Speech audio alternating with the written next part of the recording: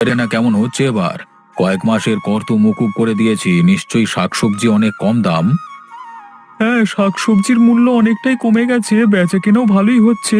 কিন্তু এরকম ভাবে কর মুকুব করে দিলে গ্রাম চলবে কিভাবে? আরে এটার যা খরচ হচ্ছে পুরোটাই তো আমি দিচ্ছি। গ্রাম চালানোর জন্য সবার হয়ে কর আমি দিয়ে দিচ্ছি। কিন্তু কেন? আপনি কেন সবার ভার বহন করবেন? আমার বাবার ইচ্ছে ছিল গ্রামবাসীদের হাসি খুশি দেখবে সব সময়। আমার মনে হয়েছে যদি আমি গ্রামবাসীদের থেকে কর কিছু মাসের জন্য মুকুব করে দিই, তাহলে এর থেকে গ্রামবাসীরা বেশি আনন্দিত তো হবে না। এখন অর্থ আছে, তাই বাবার এই ইচ্ছেটা কিছু মাস পূরণ করি। আমি এই জন্যই আপনাকে এত বেশি শ্রদ্ধা করি।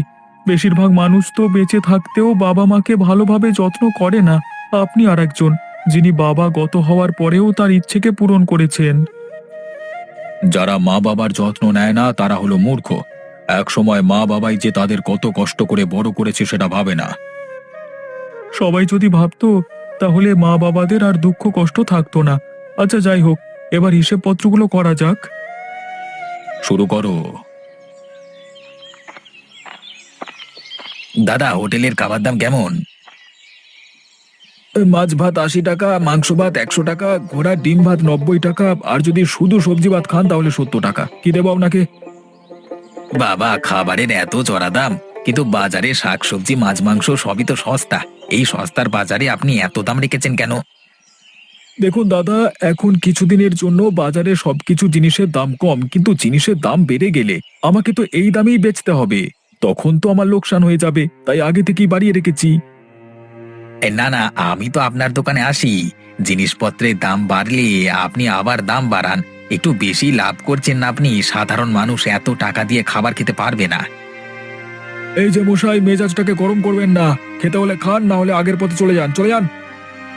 জমিদার মশাই সবকিছু থেকে করমুক্ত করেছে সবাইকে, যাতে ভালো থাকে, আর আপনি সেটা সুযোগ নিচ্ছেন। এই যে মশাই, আমাকে শেখাতে আসবেন না, ঠিক আছে? আমি এই বাজারে 10 বছর কাল ব্যবসা বাণিজ্য করছি। ঠিক আছে, ব্যবসা চালিয়ে যান, আমি খেতে পারবো না।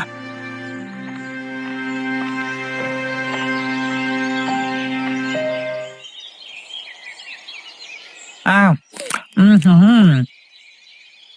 হুম গিন্নি, রান্নাটা বেশ কষিয়ে হয়েছে। হ্যাঁ, বিশেষ করে সবজি তরকারিটা। হ্যাঁ, হবে না কেন?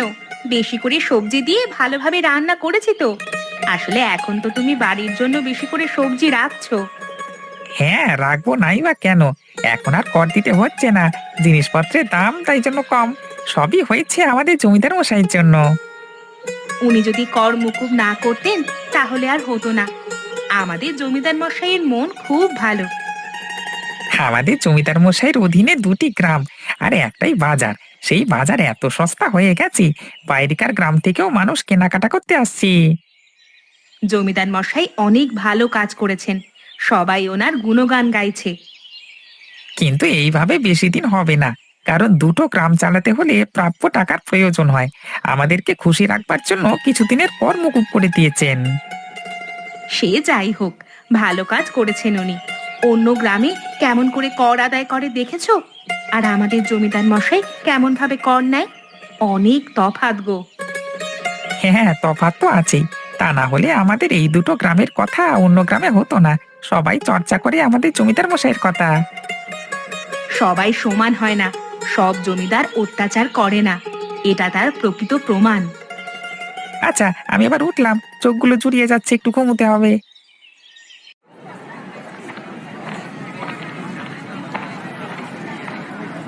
ভাই, খাওয়া হলো? তখন তো খেতেই গেলে।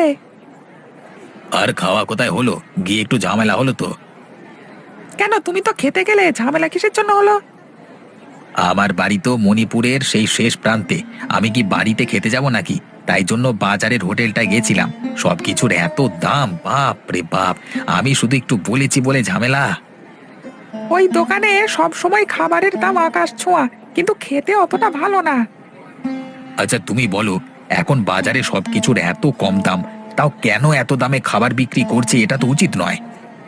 কি আর হবে ভাই, ওদের ব্যবসা, ওরা যেমন খুশি লাভ রাখবে।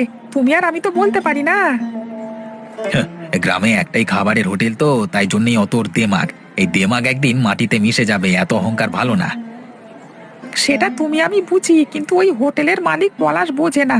ও এখন সুযোগের ব্যবহার করছে, তাই জন্য আমি দুপুরে যাইনি কোথাও। দিনে রোজগার করি ওই 150 টাকার মতো, আর যদি আমি 70 টাকার খাবারই খাই তাহলে বেঁচে কি থাকবে? ওই হোটেল সাধারণ মানুষের জন্য নয়। আচ্ছা তুমি বসো, আমি যাই। হ্যাঁ, আমার একটা ভাড়া আছে, আমি যাই। হ্যাঁ যাও, তুমি তো ভাড়া পেয়ে গেলে, দেখি আমি পাই কিনা।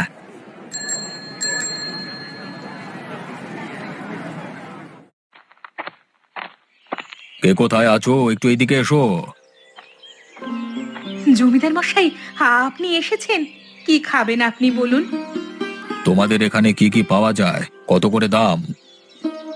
আমাদের এখানে শুধু সবজি ভাত 70 টাকা, মাছ ভাত 80 টাকা, ডিম ভাত 90 টাকা, আর মাংস ভাত 100 টাকা। আপনার জন্য কোনটা নিয়ে আসবো?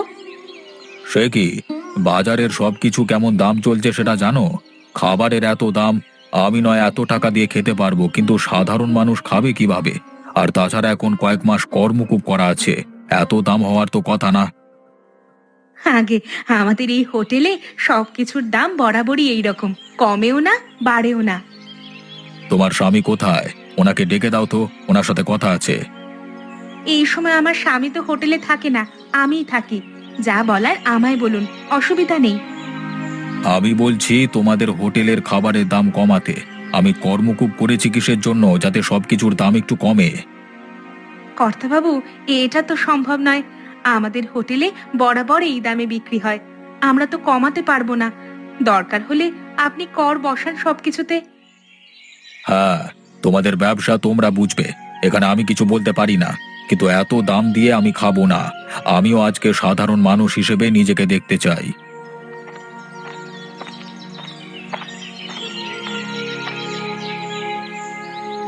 কেউ বাড়িতে আছেন? কে আপনি? কি দরকার? আমি মণিপুর গ্রামের বাসিন্দা, বাজারে সবজি বিক্রি করি। আমার একটা কাজ করে দিতে হবে। হ্যাঁ বলুন, কি কাজ করতে হবে? কাজ করবার জন্যই তো আমার রিক্সা আছে। কালকে ভোরে শাকসবজি এই গ্রাম থেকে বাজার পর্যন্ত এনে দিতে হবে, এইটুকুই, আর কিছু নয়। এর জন্য কত টাকা দিতে হবে একটু ঠিকঠাক ভাবে বলুন। হ্যাঁ, এই গ্রাম থেকে বাজার? আচ্ছা আপনি 30 টাকা দেবেন, হয়ে যাবে। না না, 30 টাকা কেন, 20 টাকা। আমাদের গ্রামের রিক্সাওয়ালাও বললো যে 30 টাকা। আপনাদের গ্রাম থেকে নিয়ে যাব বলে আপনার কাছে এলাম, যদি কম নেন। হ্যাঁ, আচ্ছা ঠিক আছে, তাই 20 টাকাই দেবেন। আমি ভোর ভোর বাজারে মাল নামিয়ে দেবো, ওখানে থাকবেন, কাজ হওয়ার পর টাকা নেবেন। আচ্ছা তাহলে তো ভালোই। একটু কম হবে বলি এখানে আসা, না হলে এত দূরে হেঁটে হেঁটে আসবার কোনো দরকার ছিল না আমার। আমি বুঝতে পেরেছি। ঠিক আছে, কথা তো হলো, এখন নিশ্চয়ই ঠিকঠাক লাগছে। হ্যাঁ, এবার ঠিকঠাক লাগছে। এখন তাহলে আমি আসি। হ্যাঁ, কালকে বাজারে দেখা হবে।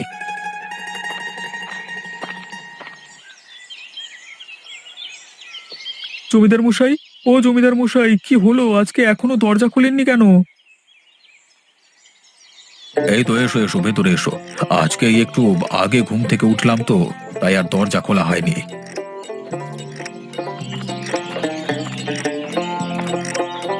কেন? আপনি তো প্রত্যেক দিন ভোরবেলায় উঠে পড়েন, আজকে এত দেরি করলেন কেন?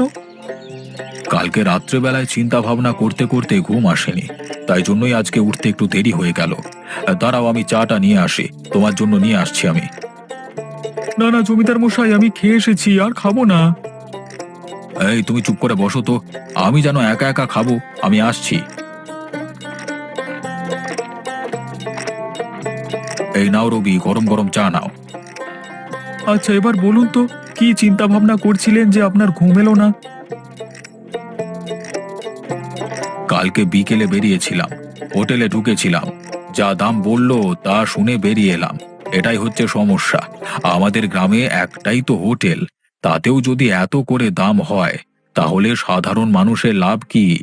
এসব চিন্তা ভাবনা করেছিলাম আর কি, কিভাবে সমাধান করা যায় সেটাও ভেবেছিলাম, কিন্তু কিছু ভেবে পেলাম না। গ্রামের একটা মাত্র খাবার হোটেল, ওই জন্যই সুযোগের সদ্ব্যবহার করছে মালিক। যদি আরো একটা হোটেল হতো তাহলে প্রতিযোগিতাতেই দাম কমে যেত। এই কথাটা তুমি ঠিকই বলেছ। একটা যদি হোটেল খোলা যায়, বেশি দিন হোটেল রাখবো না, শুধু ওকে শিক্ষা দেওয়ার জন্য খুলবো আর কি। আচ্ছা, আমি আপনাকে সাহায্য করব তাহলে। আমি সমস্ত কাজ পারি, হোটেলের দায়িত্ব আমার। দুদিন হলেই ও শিক্ষা পেয়ে যাবে, চিন্তা নেই। তাহলে ওই কথাই থাকলো, হ্যাঁ, কিছুদিন পর একটা হোটেল খোলা যাবে, আর সেখানে মালিক হচ্ছ তুমি। মালিক নয়, আমি সামান্য কর্মচারী। তাহলে আমি এই কথাটা প্রচার করে দেব। হ্যাঁ, এখন তাহলে আসি, কাজ আছে অনেক। তুমি তো বেশ কাজের ছেলে। আচ্ছা, যাও যাও, আর আটকাবো না। সকলে শুনুন, সকলে শুনুন, বিশেষ ঘোষণা। কিছুদিনের মধ্যেই আমাদের গ্রামে উদ্বোধন হতে চলেছে আরো একটি খাবার হোটেল, যেখানে মাছ, মাংস, ডিম সবকিছুই পাওয়া যাবে। সব কিছুর দাম মাত্র 50 টাকা, মাত্র 50 টাকা। বাবা, এই রবি দাদা সবকিছুর এত কম দাম! যাই খাবে মাত্র 50 টাকা! তাহলে তোমাদের দোকানে সব থেকে বেশি ভিড় হবে, কেউ পাত্তাই পাবে না গো। সকলের কথা ভেবে এই দাম রাখা হয়েছে। এরকম হলে দাম 40 টাকাও করা যেত। এবার সেটা সবকিছুই পরিস্থিতির উপর নির্ভর করছে। তোমরা এই উদ্যোগ চালিয়ে যাও, দরকার হলে আমিও হাতে হাতে সাহায্য করে দেব। দুই গ্রামের মধ্যে একটাই হোটেল ছিল, কিন্তু এবার আরো একটি হোটেল বাজারেই খোলা হবে। হোটেলের নাম গরিবের বন্ধু। সবাইকে একটু কথাটা জানিয়ে দাও।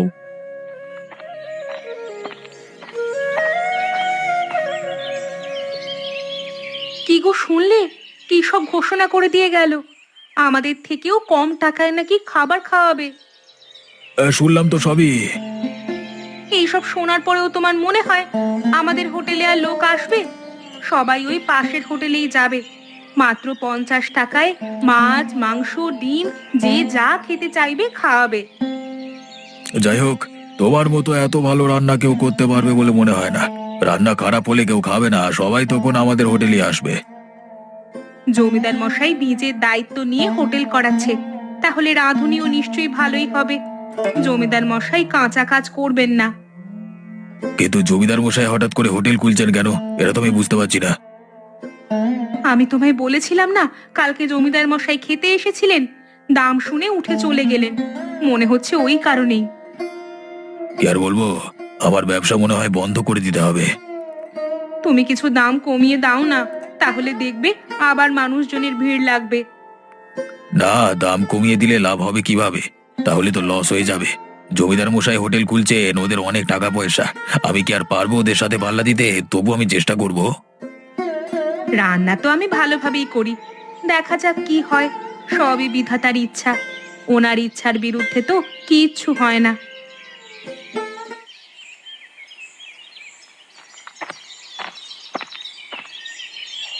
এসো রবি, এসো। তুমি কি কারণে হঠাৎ করে ওভাবে চলে গেলে? আরে কর্তাবাবু, আমি গেলাম এই হোটেল সম্পর্কে একটু প্রচার করে দিতে, যাতে দুটো গ্রামের মানুষজনই জানতে পারে। মানুষ না জানলে হোটেলে ভিড় হবে কিভাবে? সত্যি তুমি খুব কাজের ছেলে। আমি শুধু মুখে একবার উচ্চারণ করেছি, তুমি সমস্ত কিছু ব্যবস্থাপনাও করে ফেলেছো। হ্যাঁ, এই রকম এত কাজের ছেলে আমি আগে দেখিনি। আমি খুবই খুশি হয়েছি। আপনি যদি অনুমতি দেন তাহলে আমি কালকেই হোটেল খুলে ফেলবো, কিন্তু কিছুক্ষণ হলেও আপনাকে থাকতে হবে। হোটেল যখন খুলেছো তাহলে হোটেলের নাম দিতে হবে তো। কিছু নাম দিয়েছো? হ্যাঁ, হোটেলের নাম দিয়েছি গরিবের বন্ধু। বাহ, চমৎকার হয়েছে। সত্যি খুব সুন্দর। আমি অনুমতি দিলাম, কাল থেকেই হোটেলটা শুরু করে দাও। আচ্ছা আচ্ছা, আমি কাল থেকেই শুরু করে দেব। তাহলে কালকে আমি আপনার বাড়িতে আসবো না, ভোরবেলায় উঠে অনেক কাজ করতে হবে। আচ্ছা, সে না হয় হবে না, কিন্তু এভাবে কতদিন হবে? এদিকের কাজকর্মগুলো তো সামলাতে হবে। এটা শুধুমাত্র ওই হোটেল মালিককে শিক্ষা দেওয়ার জন্য করছি। দুদিন লাগবে, বেশি দিন লাগবে না। আমি ওই হোটেল মালিককে লেজে গোবরে করে ছাড়বো, ভালো রকম শিক্ষা পাবে। আচ্ছা ঠিক আছে তাহলে, কারণ এই সব কাজকর্ম করতে গিয়ে মূল কাজটাই না নষ্ট হয়ে যায়। আরে না না, আমি সব সামলে নেব বাবু। আচ্ছা, এখন তাহলে আসি কর্তাবাবু। হ্যাঁ হ্যাঁ, এসো তুমি। আমি তাহলে কালকে হোটেলে সময় মতো পৌঁছে যাব, কেমন?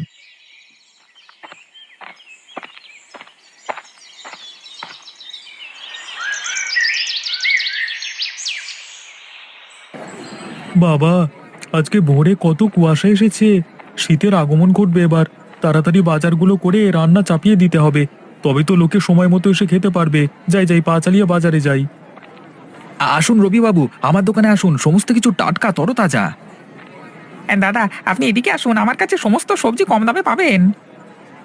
আরে তোমরা দুজনে থামো, আমি দুজনের থেকেই কিনবো। সবার কাছে কম দামি হবে, জমিদার মশাই কর্মকুপ্ত করে দিয়েছেন। তাহলে আমি আপনাকে কি দেবো? তুমি দাও গাজর ফুলকপি, ঠিক আছে? আমার দোকান থেকে তাহলে কি নেবেন? তুমি দাও পেঁয়াজ রসুন আদা, আর তার সাথে বেগুন আর বরবটি কলাই, ঠিক আছে? তাহলে তোমাদের কত টাকা হলো? আমার কাছে আপনার বিল হয়েছে 100 টাকা। আর আমাকে 120 টাকা দিন, তাহলেই আপনার হয়ে যাবে। এই নাও ধরো তোমাদের দুজনের টাকা। আমাদের হোটেলে খেতে এসো কিন্তু, হ্যাঁ, আজকেই উদ্বোধন। নিশ্চয়ই যাব। জমিদার মশাই নিজে বসে থাকবেন যখন, আমরা সবাই যাব।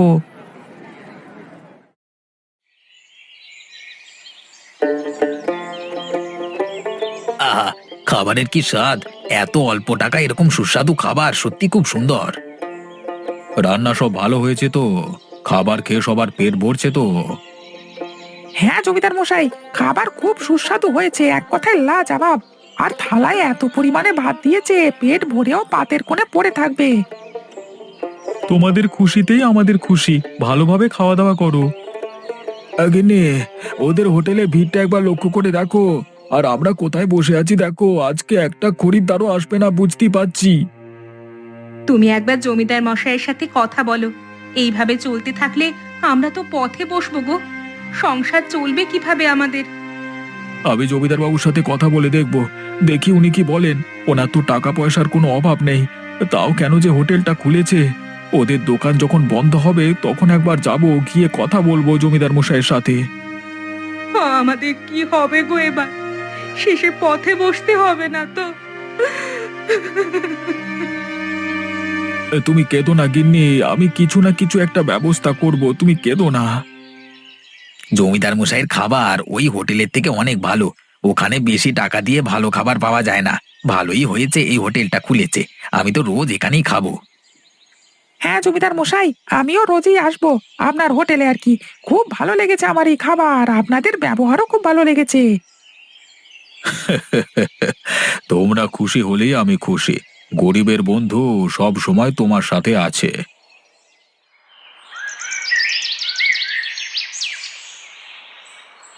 জমিদার মশাই, আমি যে পথে বসে গেলাম, আমার হোটেল একদম চলছে না, আজকে একটা খরিদ্দারও আসেনি। আমায় কিছু একটা উপায় বলে দিন, আমি আমার বউকে নিয়ে কোথায় যাব? আমার কাছে টাকা পয়সার কোনো অভাব নেই। আমি এটা করেছি শুধুমাত্র তোমাদের শিক্ষা দেওয়ার জন্য। এখন বাজার তো খুবই সস্তা, দুটো গ্রামের এত লোকজন, তোমার দোকানে কতগুলো খরিদ্দার হওয়ার কথা বলো তো। কিন্তু তুমি যদি এত চড়া দামে খাবার বিক্রি করো তাহলে কে কিনবে বলো? আমি বুঝতে পেরেছি, আমি লাভটা বেশি করে ফেলেছি। আমি মাছ মাংস ডিম মাত্র 50 টাকায় দিলাম, তাতেও যা লাভ হচ্ছে হেসে খেলে চলে যাবে। তার জায়গায় তুমি কত দাম রেখেছো? সাধারণ মানুষের কথা ভাবো একটু, এইভাবে সাধারণ মানুষকে লুট করছো তুমি। আমি এবার সবকিছুর দাম কমিয়ে 50 টাকা করে দেব, আমি আর বেশি লোভ করব না। আমাদের জমিদার বাবু এত ভালো কাজ করেন বলেই তো সবাই এত ভালোবাসে ওনাকে। তেমনি তুমি যদি সবার সাথে ভালো ব্যবহার করো, সবাই তোমাকেও ভালোবাসবে। আর হ্যাঁ, মানুষের সাথে ব্যবহারটা ভালো করবে, তাহলেই ব্যবসা ভালো চলবে। আমি এই হোটেল বন্ধ করে দেব। গ্রামে একটা হোটেল বলে সুযোগের ব্যবহার করা উচিত নয়। আমি শিক্ষা পেয়ে গেছি, আর এ ভুল হবে না। আমি এবার ন্যূনতম লাভ রেখে ব্যবসা করব। আপনার মতো মানুষ হয় না, ভুল করলেও শুধরে দেন। আপনি আমার কাছে ভগবান। না না, আমি অত বড় নয় আর হতেও চাই না। আমি যেমন তেমনই ভালো আছি, সুখে আছি। আচ্ছা কর্তাবাবু, এবার তাহলে দোকান বন্ধ করি? হ্যাঁ, বন্ধ করে দাও চিরকালের মতো। পলাশ, এই হোটেলটা খুলতে যেন আর বাধ্য না হই। এবার খুললে কিন্তু আর বন্ধ হবে না। ভুল করলে শুধরানোর সুযোগ দেওয়া যায়, তবে বারবার নয়, কথাটা মনে রেখো। জি কর্তাবাবু, আমার মনে থাকবে। এবার সস্তা বাজার থেকে কেনাকাটা করব, আর সস্তায় খাবার বিক্রি করব। এবার 2 গ্রাম খুশিতে থাকবে।